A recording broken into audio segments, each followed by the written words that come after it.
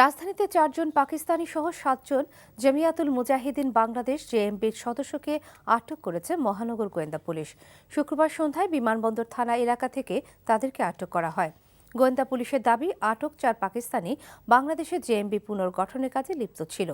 জাল টাকা লেনদেন থেকে প্রাপ্ত অর্থ তারা জঙ্গি কার্যক্রমে ব্যয় করেছে। পুলিশ জানায়, দীর্ঘদিন ধরে তারা বাংলাদেশে অবস্থান করছে। আটককালে তাদের কাছ থেকে বেশ কিছু জিহাদি বই উদ্ধার করা হয়।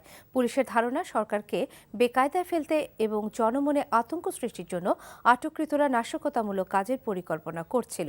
ব্রিফিংয়ে গোয়েন্দা পুলিশের যুগ্ম কমিশনার মনিরুল ইসলাম জানান, তাদেরকে জিজ্ঞাসাবাদে আরও তথ্য পাওয়া যাবে। প্রশ্নের জবাবে তিনি বলেন, প্রকাশক দীপন হত্যা মামলায় এখনও পর্যন্ত কাউকে আটক করা যায়নি। তবে ওই ঘটনায় আনসারুল্লাহ বাংলা টিম জড়িত থাকতে পারে বলে সন্দেহ করছে পুলিশ। ফয়সাল আরেফিন দীপন হত্যা মামলা তদন্ত করছি আমরা। তো এখন পর্যন্ত আমরা আসামিকে সুনির্দিষ্টভাবে শনাক্ত করতে পারিনি, সেই কারণে গ্রেপ্তার করা সম্ভব হয়নি।